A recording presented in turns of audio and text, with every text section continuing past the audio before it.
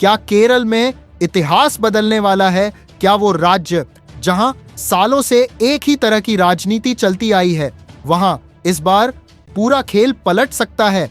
और सबसे बड़ा सवाल, क्या भारतीय जनता पार्टी केरल में एक ऐसी एंट्री करने जा रही है जो अब तक सिर्फ सपना मानी जाती थी? अब जरा समझिए बाहर क्या चल रहा है।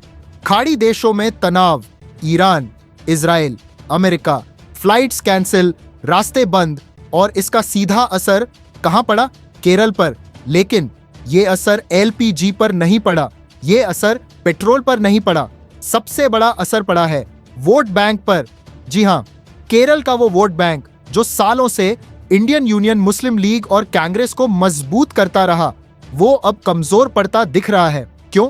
क्योंकि केरल से लाखों लोग खाड़ी देशों में काम करते हैं, करीब 20 से 22 लाख लोग, और चुनाव के समय इनमें से बड़ी संख्या चार्टर्ड फ्लाइट से वापस लाई जाती थी।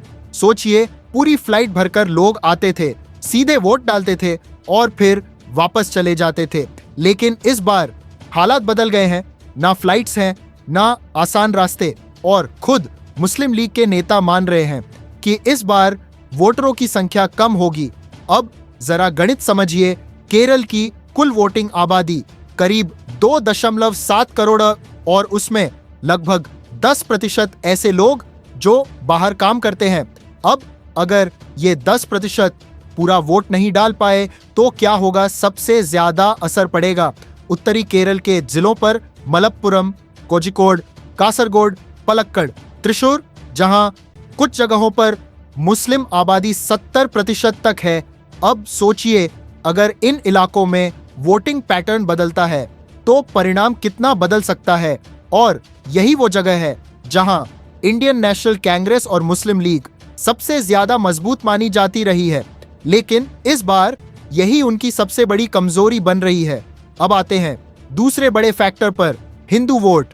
केरल में धीरे धीरे कुछ हिंदू संगठन एक साथ आते हुए दिख रहे हैं। सबरीमला जैसे मुद्दे पहले जहां विवाद थे, अब वहां राजनीति बदलती दिख रही है। लेफ्ट भी अपना रुख बदल रहा है, कांग्रेस अंदर से बंटी हुई है, और इस पूरे माहौल में नरेंद्र मोदी के नेतृत्व में बीजेपी धीरे धीरे अपना आधार मजबूत कर रही है। अब सबसे बड़ा ट्विस्ट, ईसाई वोट। केरल में चर्च हमेशा राजनीति में अहम भूमिका निभाता है, और इस बार कुछ संकेत ऐसे हैं कि चर्च कांग्रेस से दूरी बना रहा है। यानी 3 बड़े बदलाव, मुस्लिम वोट में कमी, हिंदू वोट में एकजुटता, ईसाई वोट में बदलाव, और इन तीनों का फायदा सीधे सीधे बीजेपी को मिल सकता है। अब जरा कांग्रेस की हालत देखिए, अंदरूनी कलह, टिकट को लेकर विवाद, मुख्यमंत्री का चेहरा तय नहीं, राहुल गांधी लगातार केरल दौड़ रहे हैं। क्यों? क्योंकि उन्हें पता है यह मौका अगर हाथ से निकल गया तो बहुत बड़ा नुकसान होगा। लेकिन सवाल यह है, क्या अब बहुत देर हो चुकी है? क्योंकि जमीन पर जो बदलाव दिख रहा है वो साफ इशारा कर रहा है कि इस बार केरल में मुकाबला पहले जैसा नहीं रहेगा, और अगर यही ट्रेंड जारी रहा तो इतिहास बन सकता है।